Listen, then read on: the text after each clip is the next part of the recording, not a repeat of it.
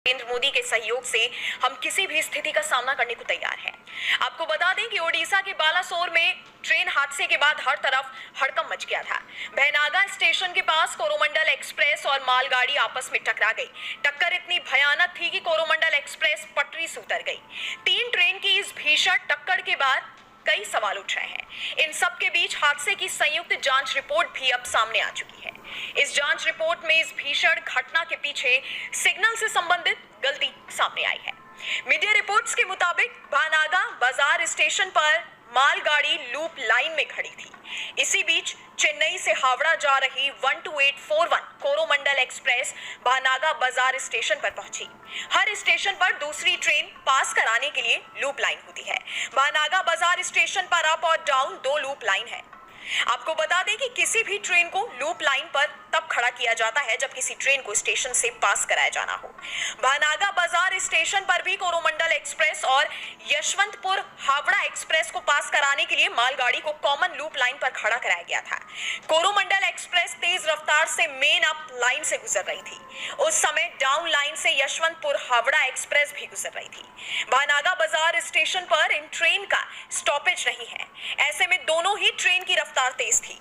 भानागा बाजार स्टेशन से गुजर रही कोरोमंडल एक्सप्रेस अचानक पटरी से उतर गई। पटरी से उतरी कोरोमंडल एक्सप्रेस के कुछ डिब्बे मालगाड़ी से भिड़ गए। हादसे के समय डाउन लाइन से गुजर रही यशवंतपुर हावड़ा एक्सप्रेस के पीछे के 2 डब्बे भी पटरी से उतर गए। कोरोमंडल एक्सप्रेस की चपेट में आ गए। मीडिया रिपोर्ट्स और रेलवे की ओर से मिली जानकारी के मुताबिक train number 12864 Yesvantpur Howrah express के पीछे के 2 डिब्बे भी पटरी से उतर गए। कोरोमंडल एक्सप्रेस के 21 डिब्बे पटरी से उतर गए और 3 डिब्बे छटक कर डाउन लाइन पर चले गए। हादसा भुवनेश्वर रेलवे स्टेशन से करीब 170 किलोमीटर और खड़गपुर रेलवे स्टेशन से करीब 166 किलोमीटर दूर स्थित बालासोर जिले के कोशिश की है ताकि उस हादसे का इम्पैक्ट आपको समझ आए, आप समझ सकें, क्योंकि शायद इस तरह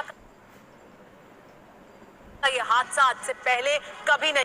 हमने एनिमेशन के जरिए हादसे को रिक्रिएट करने की कोशिश की है ताकि उस हादसे का इम्पैक्ट आपको समझ आए, आप समझ सकें, क्योंकि शायद इस तरह का ये हादसा आज से पहले कभी नहीं हुआ। 1-2 नहीं, देखिए 3 ट्रेनें टकराई। देखिए ये एनिमेशन है, ये लूप लाइन में एक मालगाड़ी खड़ी है और पीछे से कोरोमंडल एक्सप्रेस आती है, इससे टकराती है।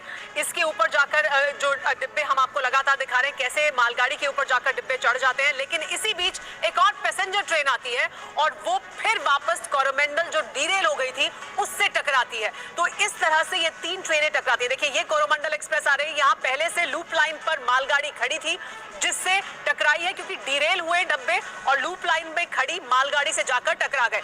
टकराने के बाद जो डिब्बे थे वो इधर उधर जाकर गिरे, लेकिन पीछे से फिर दूसरी ट्रेन आई दुरंतो और वो इन डिब्बों से टकरा गई। इस तरह से 3 ट्रेनें आपस में टकराई।